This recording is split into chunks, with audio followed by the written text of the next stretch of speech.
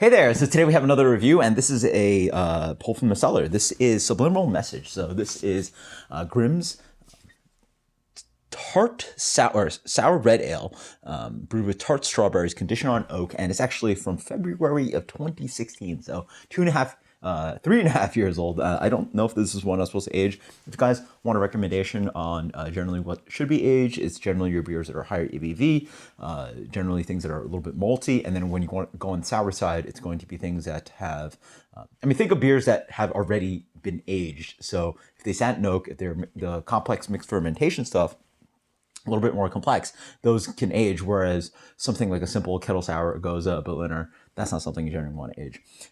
This beer specifically, I don't remember what the process is or what it specifically is. It says it's conditioned on oak, but I don't think that means that it was a long aged fermented sour. They just might have conditioned on oak for some complexity.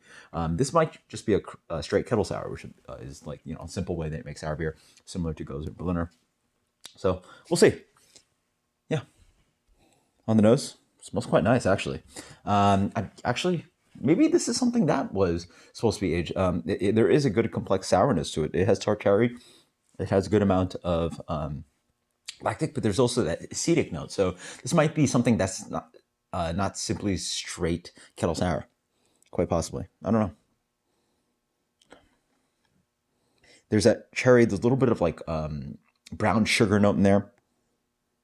That like a little bit of like spice as well, possibly from the wood.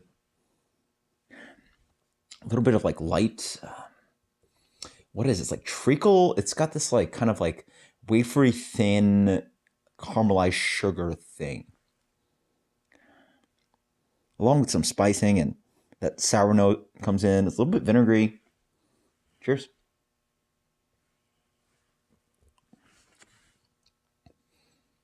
Okay, so this is probably not something that I would recommend aging. Wow, okay. Up front, the faintest cherry note is just like died away. The beer is lacking in acidity. It has a good amount of oxidative quality, a lot of oxidative quality, quite papery. It is a drinkable beer. It's actually not quite sour anymore, yeah. It's like barely tart. It's like, it has a little, it's like, how do I describe that? It's like the phantom or shadow of a raspberry tart dessert with oxidation. Yeah, pretty much. You've sort of just had like someone smother like pieces of like a strawberry a strawberry or cherry pie kind of thing onto a plastic or a brown piece of paper, and you ate that with the brown paper note of the oxidation and that faint hint of the fruits and everything that's in here. The malt definitely shines up quite noticeably. The malt has that kind of like breadcrumb kind of thing, a little bit of toastiness, a little bit of that caramel.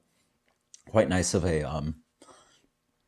I think they're going towards something like a Flanders or a Flanders or an Oberon in here. Probably, I don't know. Flanders, but it doesn't have that acetic attack. It doesn't have the complexity. I assume it's not something like a complex sour with like, additions of like pediococcus and Brett and all that stuff. It's probably just a simple kettle sour that has been aged on some oak. Yeah. As a weight more, there's full on just lactic, faint amounts of it, and then really not much acetic acid. So again, confirming that it's not a mixed fermentation, long ferment sour. It's more of a kettle sour. Fruits have died away. It's fine. I mean, that's what you get for trying to age a kettle sour. So that's generally what I don't recommend. But I will say that that's probably something I have to look into. But finding out what happens with sourness, specifically kettle sours with age, and what settles out of it, because I feel like it probably had to be a lot more sour beer when it's made fresh. But anyway, it's actually quite nice though. It's just a light little crusher. It has, despite the oxidative qualities, it has that like light sweetness. It has beautiful amounts of subtlety. But the faint notes are not necessarily a negative that I talk about. It has that little bit of bread crusting. It has that like kind of pie crusting going on, that little bit of cherry note that's in there, but not like candy and sweetened cherries or maraschino fake cherries. It's that kind of just like light candy,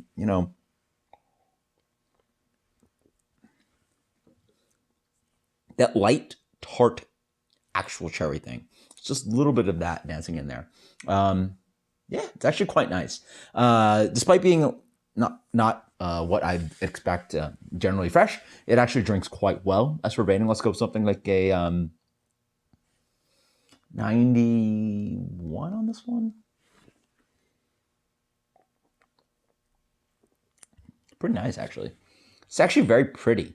It's a pretty small little beer, and the age has actually worked out quite well.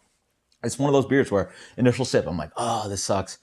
Why did I age this? But then, like, I'm liking it more and more as I drink it more, which is great appreciation for something like this. Let's go with the 94 on this one. Love it. This is Subliminal Message from Grimm. Cheers. Maybe it's not that bad of an idea to age your kettle sours until next time, guys. Cheers.